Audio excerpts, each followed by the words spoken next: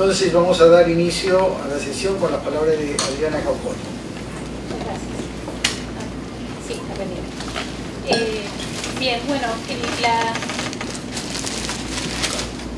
ahora sí. El objetivo de esta sesión, como mencionaba recién Aníbal, es básicamente tratar de dar una explicación un poco más sistemática de por qué consideramos importante avanzar hacia mediciones multidimensionales de pobreza, como muestra el título. Básicamente algunas de las cosas las hemos ido mencionando durante la mañana, y el hecho de que estemos aquí reunidos en un taller de 3 días para hablar de esto implica que ya existe cierto consenso respecto a la necesidad de movernos en esta dirección, pero la idea de esta sesión es entonces un poco revisar diferentes nociones y algunos mitos que existen, algunas ideas que existen respecto a otras posibilidades que existen, y ver cómo un índice de pobreza multidimensional puede ser complementario o cuál es el valor agregado de un IPM en el contexto de un país como Perú, que ya tiene una larga tradición de estadísticas socioeconómicas y en particular de pobreza. Bien, como estaba mencionando, digamos, existe, y entre los miembros que están aquí justamente existe entre nosotros cierto consenso, pero también en la comunidad internacional, de la necesidad y de una medida multidimensional, y del hecho de que la pobreza es un fenómeno que tiene muchas dimensiones y que va más allá de la falta de ingresos. Sin embargo, tradicionalmente se han utilizado medidas monetarias, ya sea pobreza por ingresos o pobreza por falta de consumo o gasto, como los indicadores que más se han utilizado en términos de las estadísticas construidas tanto por estadísticas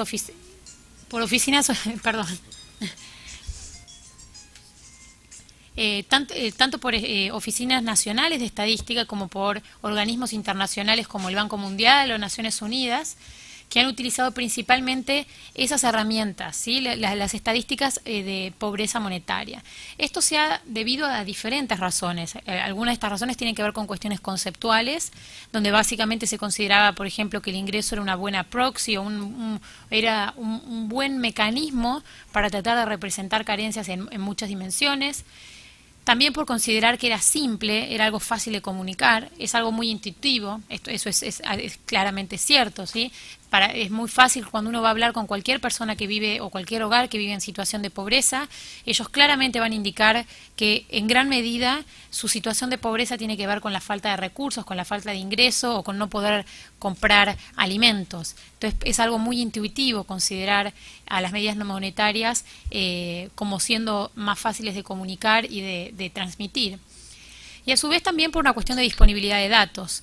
Más allá de que existe cierto consenso respecto a que la pobreza es multidimensional, no es tan claro cuáles son estas dimensiones.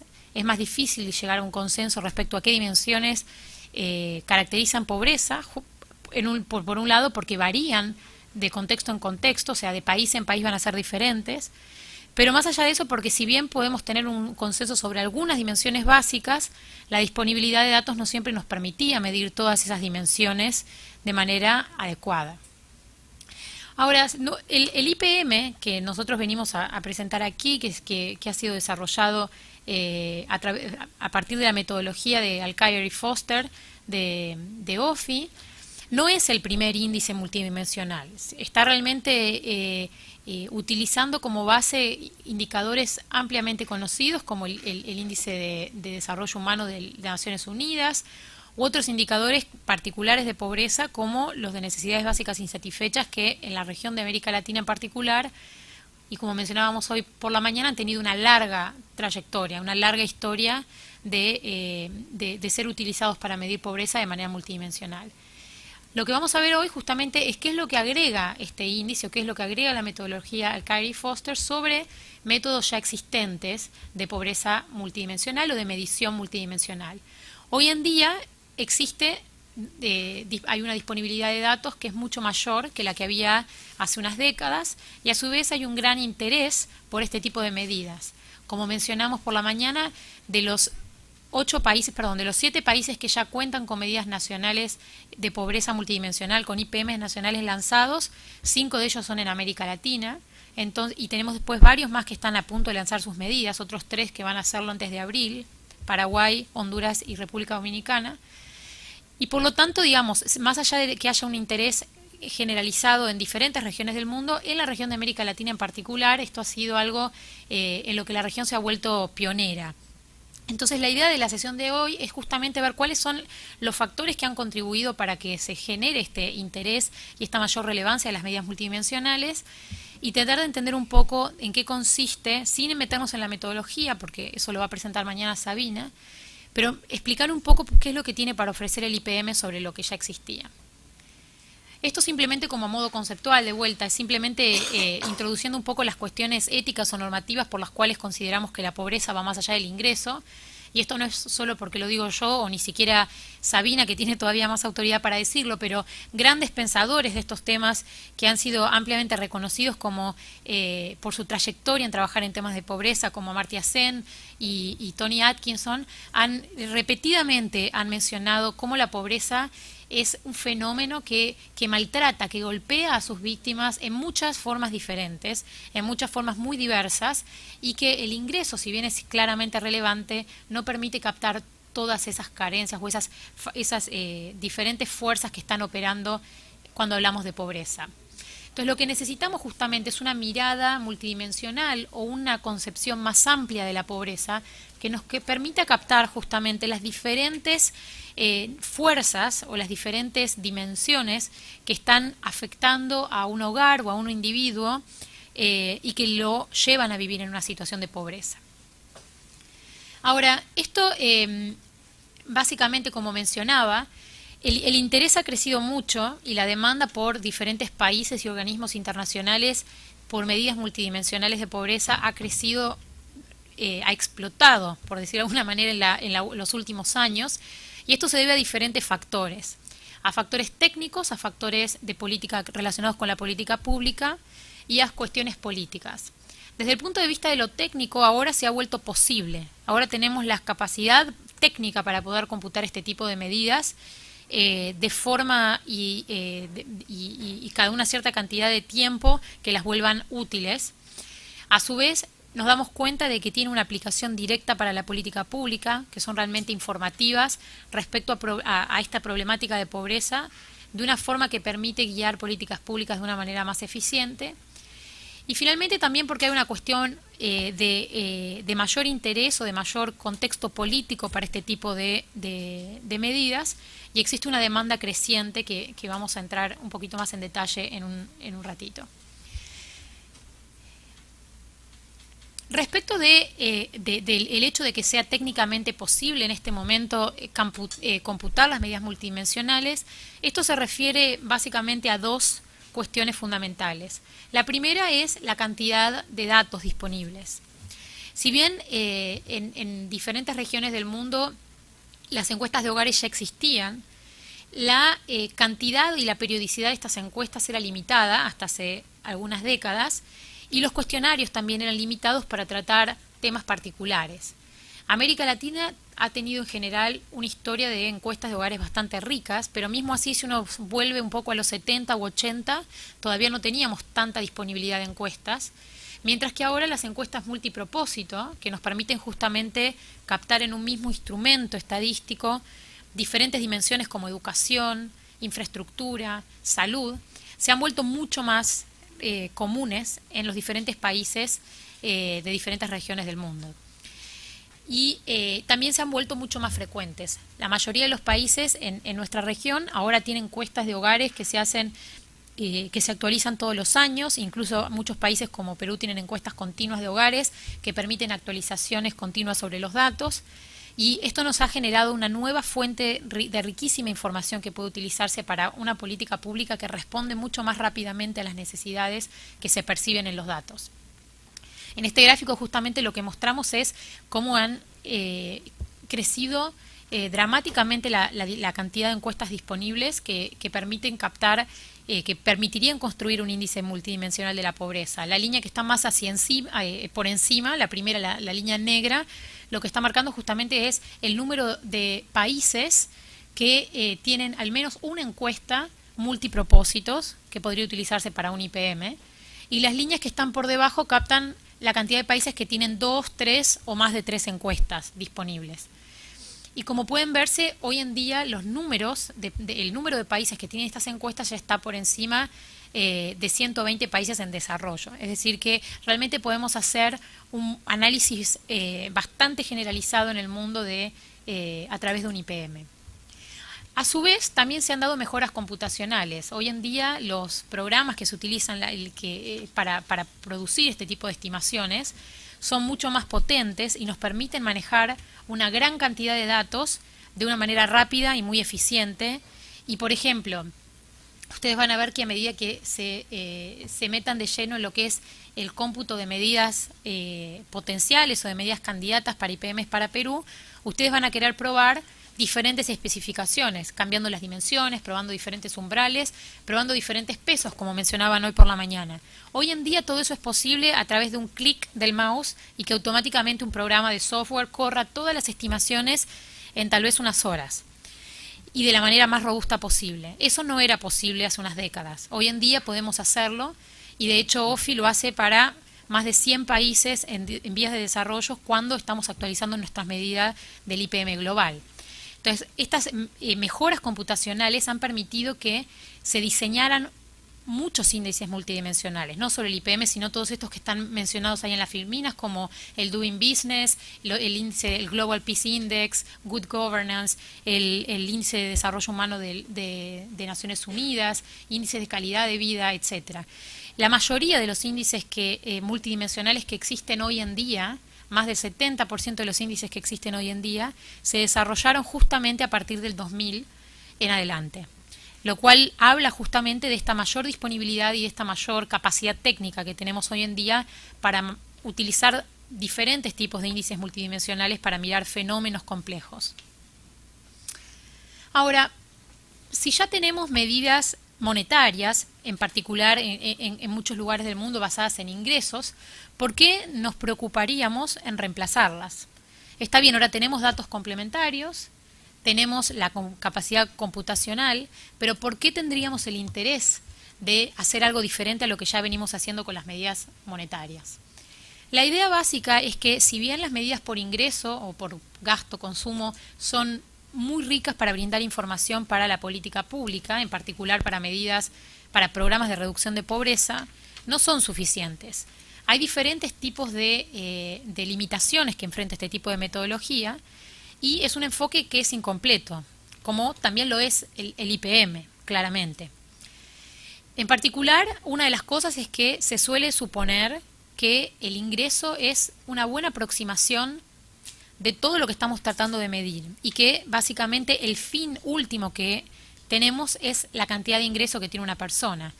Ahora, nosotros no podemos determinar que una persona, por tener un ingreso por encima de un umbral, eso quiere decir que esa persona efectivamente va a llegar a tener un nivel educativo mínimo, un nivel de salud mínimo o un nivel de infraestructura en su vivienda mínimo.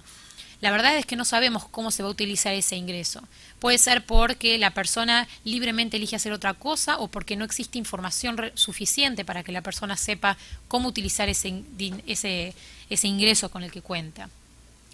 Por otro lado, las medidas de ingresos generalmente ignoran desigualdades que se dan dentro de la casa. Lo que se hace es utilizar una medida a que se calcula el nivel del hogar, el ingreso total del hogar o el ingreso per cápita familiar, que básicamente no está considerando que pueden existir inequidades hacia adentro del hogar, que pueden existir ciertas desigualdades.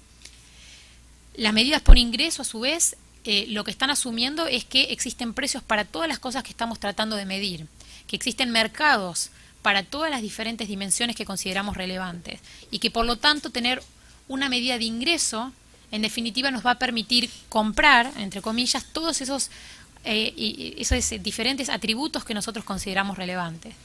Ahora, hoy mencionaron diferentes personas durante la mañana, uno de los Javieres y Jonathan, mencionó que era importante la cuestión de agencia aquí en Perú y cómo los pobres no tienen agencia realmente. ¿Cómo ustedes justamente monetizarían ese concepto de agencia? ¿Cómo harían para incorporar eso dentro de una medida de pobreza monetaria? Ese es uno de los ejemplos, pero cada vez hay más. Es muy difícil poder monetizar cuestiones como violencia o impacto ambiental, que cada vez más se quieren incorporar y que cada vez más se sabe que tienen un impacto directo sobre pobreza. A su vez, las medidas de ingreso muchas veces llevan a que no exista un perfecto solapamiento o una perfecta representación de todas las carencias que nosotros consideramos relevantes.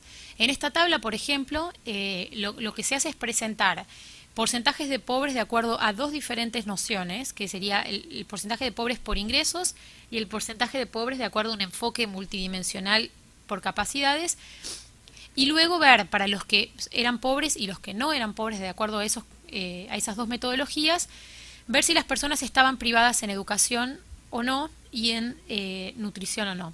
Entonces, por ejemplo, para el caso de Perú, lo que se observa es que 21% de los niños que resultaban ser pobres por ingresos no estaban privados en nutrición. Este porcentaje sube a 55% en el caso de los adultos. Y a su vez, más o menos 35% de los niños y adultos que eran pobres por ingresos no están privados en educación. Ahora, eso lo podríamos llamar un error de exceso. Es decir, serían personas que las estamos identificando como pobres por ingresos, pero que sin embargo están mostrando que no tienen carencias en lo que tiene que ver con educación y nutrición. Otro segundo tipo de error, que es el que está marcado en la celda marcada en rojo abajo, lo que nos muestra es el porcentaje de personas que están consideradas pobres por capacidades y que sufren privaciones en educación o en salud, pero que no son pobres monetarios. Entonces, por ejemplo, 66% de los niños que son identificados como desnutridos, son pobres multidimensionales y desnutridos, son en realidad considerados no pobres monetariamente, no pobres por ingresos. Y esto se eleva muchísimo más al hablar de adultos en términos de nutrición, y los números de educación también son súper elevados, como ustedes pueden ver. Básicamente, la gran mayoría de las personas que nosotros identificamos como privados en educación, sean niños o adultos, la medida de pobreza por ingresos los estaba marcando como siendo no pobres por ingresos, lo cual sería un error de omisión, básicamente. Son individuos que están enfrentando privaciones en dos dimensiones que consideramos básicas o cruciales para un nivel de vida digno. Otra cuestión relevante al hablar de las medidas monetarias es que en general existe un rezago importante entre los esfuerzos de política pública para incrementar ingresos y el momento en el cual se empiezan a ver los resultados. Hoy en día existen en todos los países de América Latina algún tipo de programa de transferencias condicionados que justamente busca romper esto, brindando ingresos y aumentando el ingreso de los hogares pobres de manera inmediata. Sin embargo, muchas de las políticas que se llevan a cabo por parte del Estado no tienen que ver con transferencias directas de ingresos, sino por ejemplo con políticas educativas o con inversiones en salud o inversiones en infraestructura. Ahora, para un Ministerio de Salud que esté invirtiendo fuertemente en mejorar la infraestructura educativa o en mejorar fuertemente la calidad educativa, ellos probablemente no van a llegar a ver los resultados de manera inmediata. Cualquier tipo de inversión educativa demora hasta una generación o dos en mostrar resultados. Las medidas de pobrezas por ingresos demoran entre una generación y dos tal vez en mostrar cómo estas inversiones en mejorar la calidad educativa, finalmente estos niños se gradúan de la escuela, consiguen un trabajo en el cual son mejor remunerados porque recibieron una educación de mejor calidad. Pero puede demorarse una generación hasta que realmente veamos el impacto en las medidas por ingreso. Mientras que en otras medidas, como el IPM o también otras medidas multidimensionales como necesidades básicas insatisfechas y otras que Ana María ya presentó esta mañana, esto no sucede porque se mira directamente el resultado educativo o el resultado en salud, de manera directa, de manera inmediata se puede captar este tipo de resultado. Y finalmente, por supuesto, existen errores de medición importantes y de recolección de datos en los ingresos, existen altas subestimaciones, especialmente de los ingresos más elevados, pero también existen mucha falta de recolección en los ingresos más bajos. Hay áreas pobres de los países que en general no son captadas correctamente por las encuestas. La mayoría de las encuestas no sé el caso concreto del ENAO, pero en la mayoría de las encuestas de América Latina no se incluyen, por ejemplo, los hogares que viven en situación de villas dentro de la muestra de las encuestas y son justamente los que viven en situación de carencia, de más vulnerabilidad. y justamente estos hogares muchas veces ni siquiera tienen un ingreso demasiado elevado, sino que ellos trabajan a cambio de alimentos o a cambio de vestimenta, y por lo tanto una medida de ingresos que le pregunte al hogar directamente cuál es el ingreso que está recibiendo, estaría perdiendo la posibilidad de captar otro tipo de remuneración que la persona está recibiendo. Obviamente las medidas que utilizan, como el IPM, que utilizan otro tipo de variable de resultados, también están sujetas a errores de medición y de recolección de datos, pero en el caso del ingreso es algo que es bastante evidente y que afecta a los resultados de una manera muy directa. Y esto sin hablar de otro tipo de ajustes como, por ejemplo, tener que muchas veces utilizan líneas de pobreza en base a canastas que se han realizado hace una década o 2 décadas. Si bien la estructura alimenticia o los patrones de consumo pueden haber cambiado dramáticamente en un país, a veces también ahí se hacen supuestos muy fuertes respecto a los índices de pobreza que afectan directamente las medidas de pobreza. Y por lo tanto, digamos, todas las medidas de pobreza están sujetas a diferentes supuestos. Y básicamente la idea de las medidas multidimensionales que nosotros proponemos no es de ninguna manera reemplazar las medidas monetarias, porque consideramos que son cruciales para tener un primer acercamiento a lo que es la evaluación y la caracterización de las personas que viven en pobreza, pero sí que podemos contribuir o complementar la información que sale directamente de las medidas monetarias por medidas multidimensionales que brindan información adicional y que justamente a veces están menos atadas al ciclo económico y que permiten entonces hacer un análisis de pobreza más estructural. A su vez, digamos, otro punto para mencionar es que es algo que se ha encontrado, es que muchas veces, pero voy a volver sobre esto en un minuto. Entonces eso lo salteo por ahora. Acá, por ejemplo, en este gráfico lo que estamos mostrando, las barritas, están mostrando la proporción de personas identificadas como multidimensionalmente pobres en cada país. Cada barrita está representando un país, desde el menos pobre, que es Eslovaquia y Eslovenia, que tienen 0% de pobres multidimensionales en el IPM global, y el más pobre en este gráfico es Níger, en África, que tiene 92% de la población viviendo, 89% de la población viviendo en situación de pobreza multidimensional. Y los puntitos negros están mostrando la tasa de pobreza monetaria del Banco Mundial de $1,25 por día. Ahora esta tasa se ha ajustado a 1,90, pero al momento de realizar el gráfico todavía se publicaba la de $1,25 por día. Como pueden ver, las diferencias entre la altura de la barrita y la altura de los puntitos negros, digamos, cuál es la tasa de incidencia de las dos medidas de pobreza, es bien diferente. Hay países donde están muy cerca, donde ambas metodologías, tanto la pobreza monetaria como la multidimensional, están identificando a un conjunto similar, a una proporción similar de personas como viviendo en situación de pobreza, mientras que hay otros países donde hay diferencias dramáticas y que se observan que ya sea o que la tasa monetaria está muy por encima que la tasa de pobreza multidimensional, o que la tasa multidimensional está por encima. En particular, para los países más pobres del conjunto, lo que se está observando es que la pobreza multidimensional está muy por encima de las tasas de pobreza monetaria. Van a ver que también hay algunos países que no tienen información de pobreza monetaria, porque para hacer esto comparable, lo que hicimos fue quedarnos con información de $1,25 por día, solo cuando la fuente de información del Banco Mundial era de 3 años antes o después que la encuesta sobre la cual nosotros basamos nuestra estimación, para que podamos hacer algún tipo de comparación más significativa. Y a su vez también se observan diferencias en cómo estas dos, es decir, por un lado se observan diferencias en un momento puntual en el tiempo, pero también se observan diferencias cuando uno mira las tendencias de estos dos indicadores y cómo van cambiando en diferentes países. En el caso de Nepal, que es el primer país que está en la izquierda del gráfico, lo que se ve es que las dos medidas de pobreza, tanto la multidimensional como la de $1,25 por día, muestran reducciones similares en el tiempo.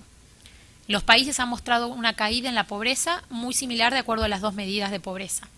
Hay otros países como Mozambique o como Níger, donde la caída en la pobreza monetaria ha sido mucho más marcada, también en Uganda, mucho más marcada que la caída en la pobreza multidimensional, que se ha mantenido mucho más estable en el tiempo. En Níger casi no ha caído. Y después hay otros países como Ruanda, Ghana y Bolivia, más hacia la izquierda del gráfico, donde se ve que la reducción de la pobreza multidimensional, la barrita más oscura, es mucho mayor que la reducción de la pobreza monetaria. Es decir, como se puede ver, estos fenómenos no están necesariamente captando lo mismo. Están hablando de diferentes tendencias y de diferentes situaciones en cada momento del tiempo.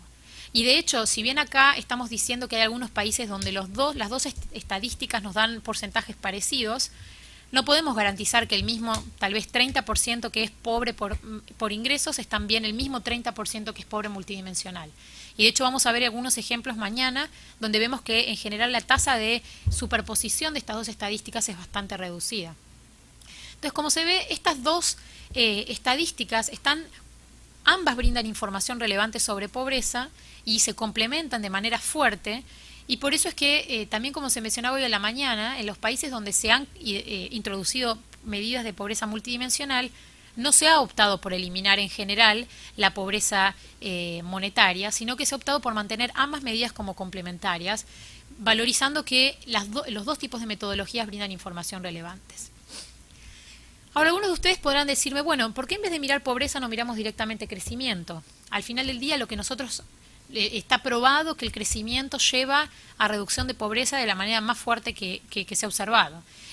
Digamos, la Comisión de Crecimiento del 2008 justamente dijo eso de manera explícita, que el fin último era el crecimiento. Que el fin último no era el crecimiento, pero que el crecimiento era la fuente que permitía el desarrollo más rápido y más profundo en los países. Sin embargo, lo que nosotros encontramos, y no solo nosotros, pero que lo que se ha encontrado en la literatura, es que crecimiento y reducción de pobreza no son la misma cosa.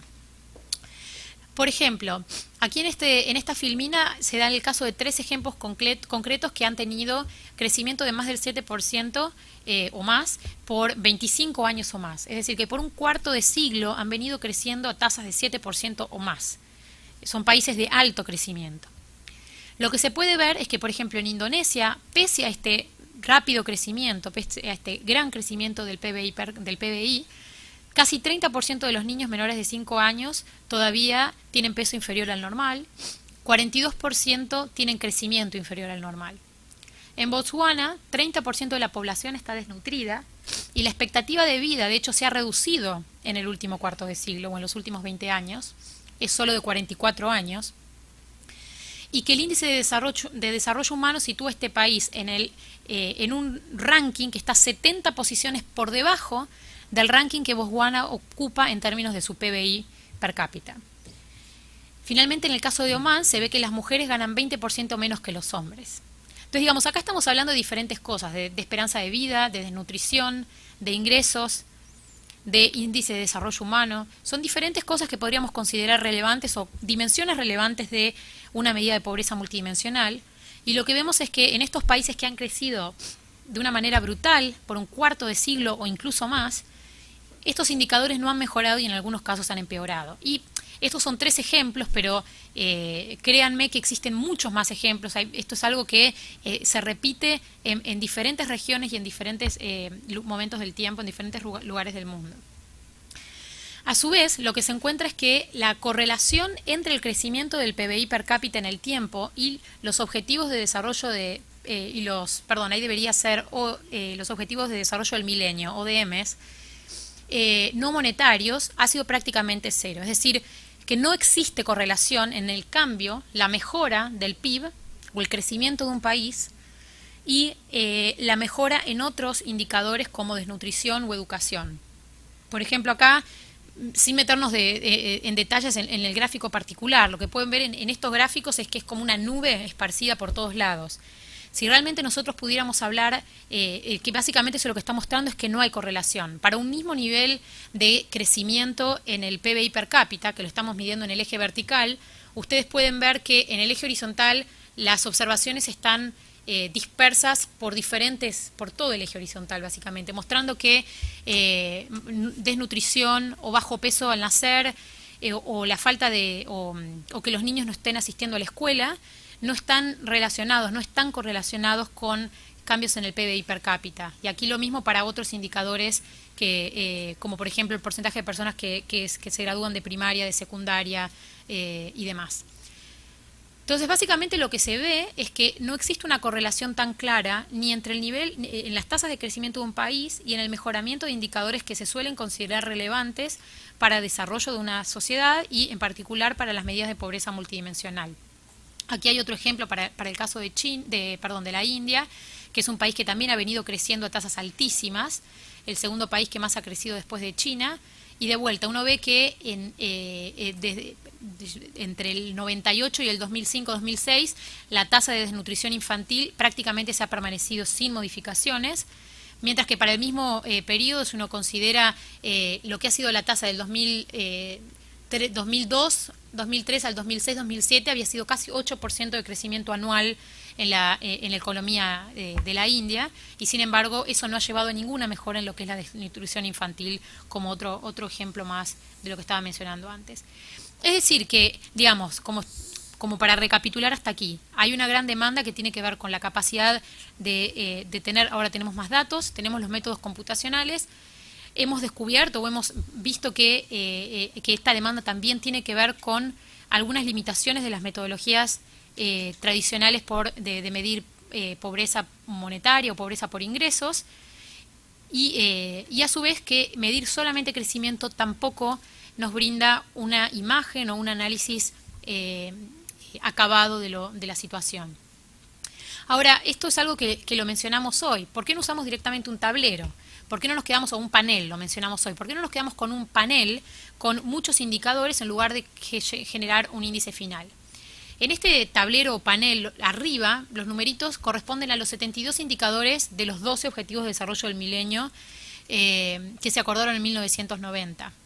Y fíjense que con esos 72 numeritos ya es bastante difícil tener una imagen clara de lo que ha sucedido en el país. Obviamente, uno tendría que hacer un análisis pormenorizado de cada uno de ellos, pero si uno tratara de, en términos sintéticos, tratar de mirar qué es lo que ha venido sucediendo en el tiempo, o de comparar este país con otro, tal vez este país podría tener 30 indicadores que están mucho mejor que el país B, mientras que el país B tiene otros 40 indicadores mejor que el país A, y se vuelve muy difícil lograr hacer comparaciones.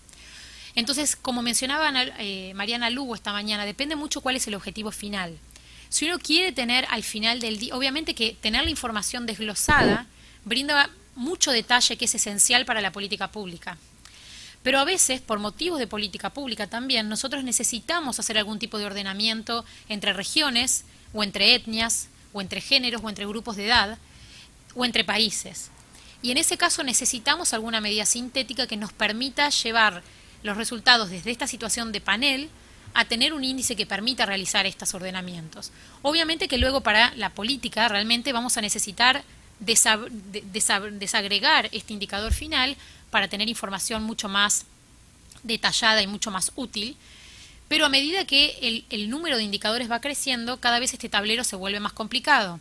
Como mencionábamos también, Aníbal mencionaba hoy que de hecho ya no tenemos 12 objetivos de desarrollo de milenio, ahora tenemos 17 objetivos de desarrollo sostenible, ya no son 72 indicadores, sino que hay acuerdos sobre 169 y hay otros 80 que están siendo revisados, es decir que estamos hablando de un número de indicadores que ha crecido exponencialmente.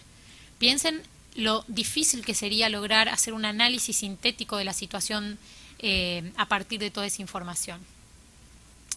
Entonces, esto lo paso, justamente este gráfico lo vimos esta mañana también que lo presentó Ana María para el caso de por qué no utilizamos entonces diagramas de Venn.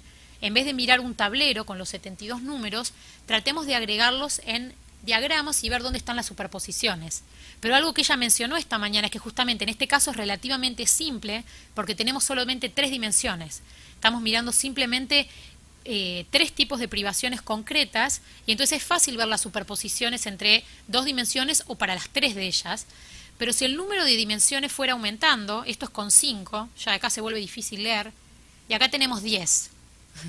Se vuelve imposible realmente tratar de mirar y sacar algo. Imagínense agregando 72 globitos, 72 conjuntos, y cómo haríamos para sacar una conclusión respecto a estas superposiciones. Entonces, obviamente que la idea no es básicamente descartar completamente lo que es las medidas de tener el panel, ni es descartar completamente lo que son las asociaciones en el análisis, sino que justamente todo eso tiene que complementarse al final del día para poder hacer una política que sea mucho mejor dirigida. Y justamente ese fue el objetivo por el cual en el 2010 se incluyó un IPM global que OFI desarrolló junto con la oficina del reporte de desarrollo humano de Naciones Unidas, y que se ha venido actualizando anualmente desde ese momento. Y esto ha generado una pequeña revolución, ha generado mucho interés, básicamente en blogs, en un montón de trabajos académicos que se han realizado al respecto, pero también en gobiernos y en organismos multilaterales que han empezado a estar interesados en cómo este indicador de pobreza multidimensional global venía a complementar lo que ya existía y a brindar información adicional, y cómo esto podía ser útil cuando se estaba tratando de generar ya sea monitoramiento de política pública o cuando se estaba tratando de evaluar la eficiencia de un programa de erradicación de la pobreza, por ejemplo, o cuando se está tratando de focalizar un programa de pobreza. A su vez, en paralelo que se dio este lanzamiento del IPM Global y de toda la atención que recibió de medios internacionales y de gobiernos, existieron otros ambientes, otros ámbitos donde también se empezó a mencionar la necesidad de un índice de pobreza agregado o multidimensional. La comisión de Sarkozy, o la comisión que estaba compuesta o que estaba liderada por Stiglitz, Sen y Fitoussi, que fue comisionada por Sarkozy y que realizó un análisis sobre bienestar agregado, lanzó un informe en el 2009 donde básicamente hablaban de la necesidad de ir más allá de las medidas tradicionales de pobreza por ingresos y generar una mejor caracterización de lo que era el bienestar agregado. Justamente hablaban de la necesidad de tener un índice agregado que permitiera sintetizar esta información. A su vez, como mencionaba, empezó a surgir interés de gobiernos, pero no solo en lo que eran las medidas nacionales de pobreza multidimensional, sino en otras aplicaciones. Por ejemplo, en el caso de Bután, ellos crearon un índice de felicidad, un índice bruto de felicidad utilizando la metodología Alcaer y Foster, donde justamente también trataban de lidiar con un concepto multidimensional y viendo cómo tratar de sistematizarlo y de sintetizarlo a través de un único índice informativo para el gobierno. Y también se han creado índices de empoderamiento, estamos trabajando en este momento con Ecuador y con Bolivia con índices de el buen vivir y el vivir bien, el buen vivir en Ecuador y el vivir bien en Bolivia, que son medidas de bienestar y que justamente tratan de ir más allá de las medidas tradicionales para captar otros elementos que son fundamentales para determinar progreso. Algunos de los países que ya tienen medidas de bienestar, como mencionaba Bután, pero también Canadá, Inglaterra, Alemania, Italia, Corea, Japón. Ahora Ecuador y Bolivia estarán trabajando en esto también. Y en términos de pobreza multidimensional, ya sean indicadores al estilo de OFI, ya sean IPMs con la metodología de Alcaer y Foster u otros, México, Colombia, El Salvador, Irak, Malasia, Chile, Ecuador, Costa Rica, Pakistán, Paraguay, Túnez, son todos países que han lanzado sus medidas y hay muchos países que están a punto de lanzar medidas y también se ha utilizado a nivel local por diferentes ciudades y diferentes, y por ejemplo estados de países particulares que creyeron en la relevancia de este tipo de instrumento para brindar información más detallada que estuviese al servicio de la política pública.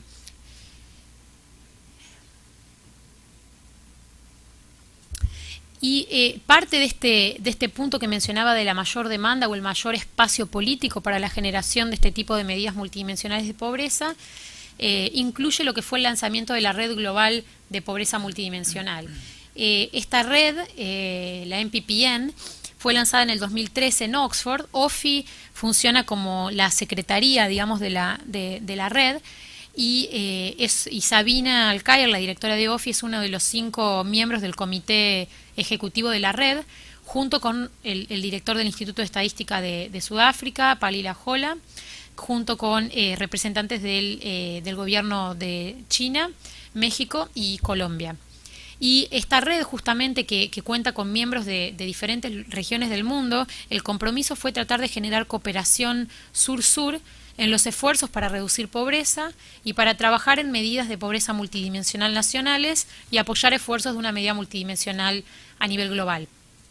Después de este lanzamiento inicial en junio, donde había solamente 16 miembros, la red ha ido creciendo de manera bastante rápida y en el 2015 para nuestra reunión anual ya teníamos 40 miembros, de 40 países miembros y 8 organizaciones regionales o organismos multilaterales que eran parte de la red.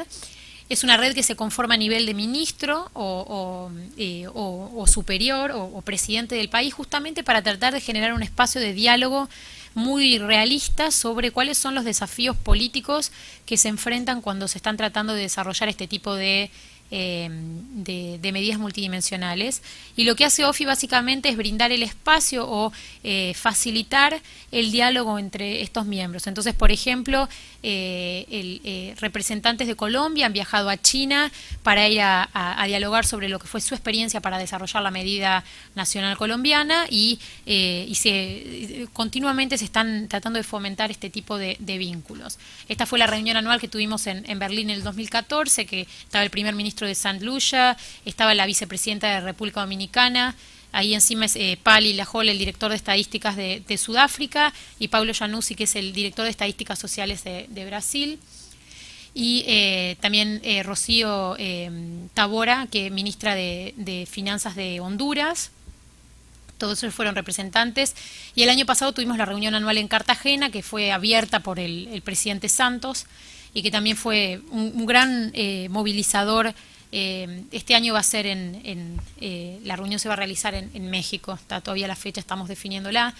Estos son todos los miembros actuales. Perú es miembro de la red y de hecho el año pasado contamos con la presencia del MIDIS en la reunión de Cartagena. La viceministra participó de la reunión y fue con parte de su equipo. Lamentablemente ya no pudo venir hoy Ariela, pero estuvo el año pasado y fue el primer punto de partida en lo que fue la conversación de un índice de pobreza multidimensional para Perú.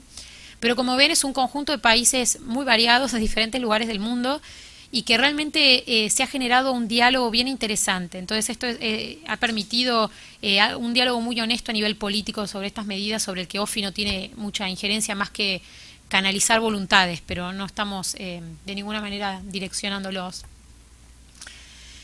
Pero ahora, hasta aquí fue mencionar algunas de las razones por las que los índices de pobreza multidimensional han recibido tanta atención, que como mencionaba responden a cuestiones técnicas. Ahora podemos hacerlo, tenemos los datos, tenemos la tecnología para hacerlo, tenemos las metodologías para hacerlo. También tiene que ver con cuestiones de necesidad o de agregar valor para la política pública en términos de algunas limitaciones de medidas existentes como medidas de crecimiento o medidas tradicionales por ingreso. Y por otro lado, las cuestiones de que se ha generado una gran demanda y que hay un mayor espacio político para este tipo de medidas, con diferentes representantes de gobiernos y organismos internacionales con mucho interés. Entonces, estas tres fuerzas han llevado a que exista mucho interés por las medidas multidimensionales. Ahora, ¿por qué ha existido interés en la medida de Al-Khairi y Foster en particular? Uno de los principales puntos o el principal motor para esto ciertamente ha sido, como mencionaba, la inclusión del IPM global en el Índice de Desarrollo Humano del 2010. Eso le dio una visibilidad a la metodología que evidenció que la metodología permitía ser computada para diferentes países con diferentes niveles de desarrollo en diferentes regiones del mundo.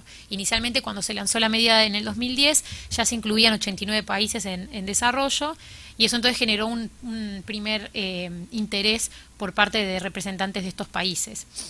A su vez, poco tiempo después, el país de México y un par de años después el gobierno de Colombia lanzaron sus medidas nacionales, lo cual nuevamente generó como un empuje a que otros países de la región y de otros países también sintieran interés. Estos dos fueron países que fueron muy verbales o que se comunicaron con mucha fuerza el uso del IPM para la política pública y por qué les resultaba práctico, y eso fue un gran motor que generó mucho interés.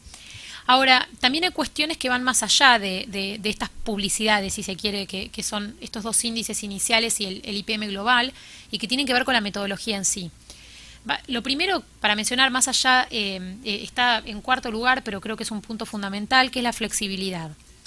Como mencionábamos hoy, justamente se mostraron algunos resultados para el IPM global y yo les mencioné como comentario a eso, que eso era solamente el IPM global, justamente, pero la metodología que está detrás, la metodología de Alcaer y Foster, es completamente flexible.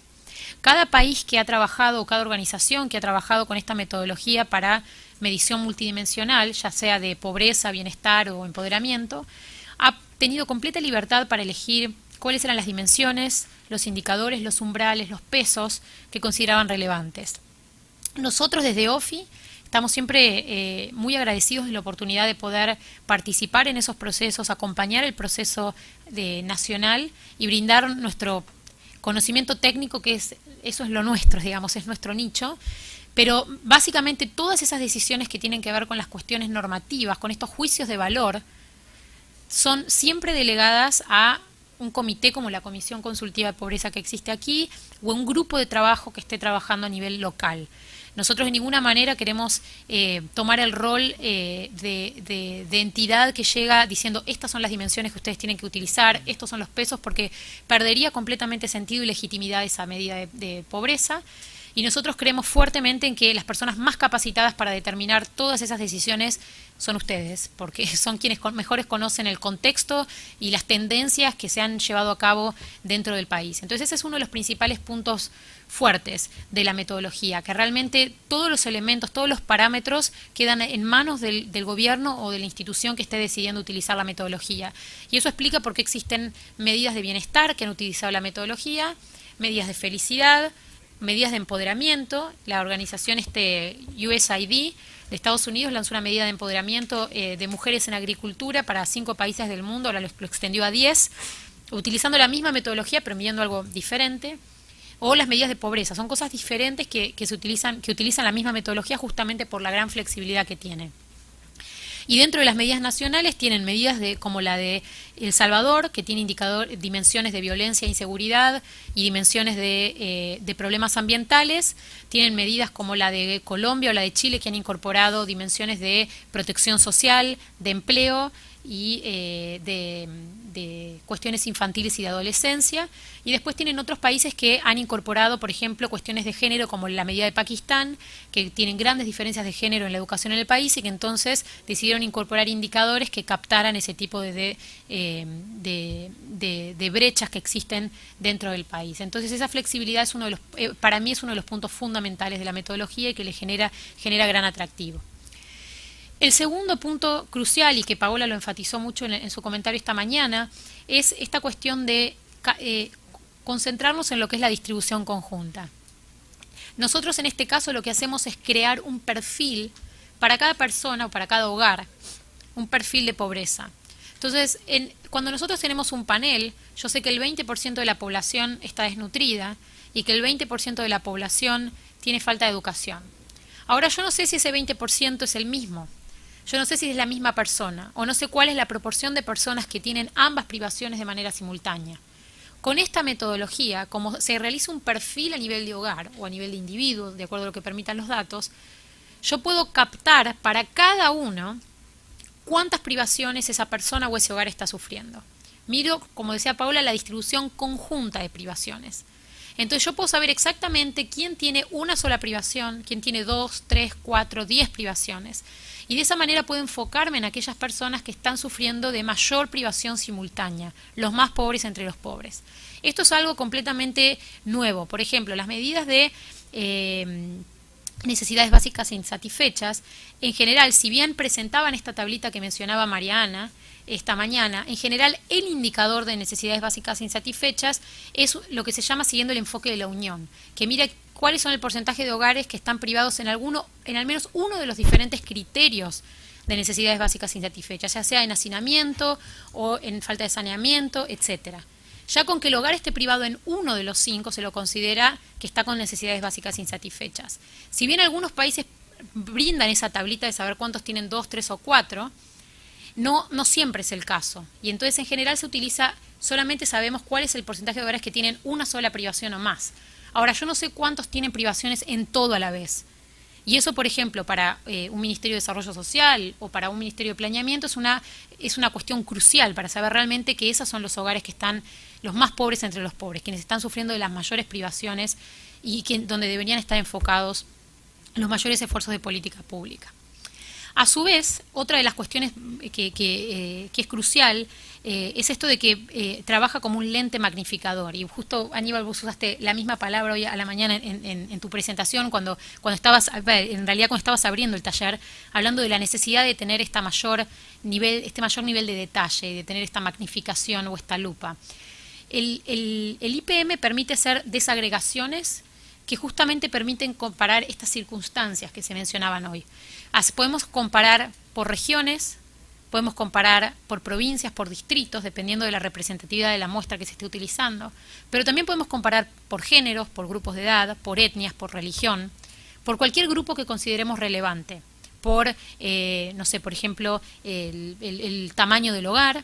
Cualquier grupo que se considere que es relevante puede ser utilizado justamente como variable de apertura y de comparación.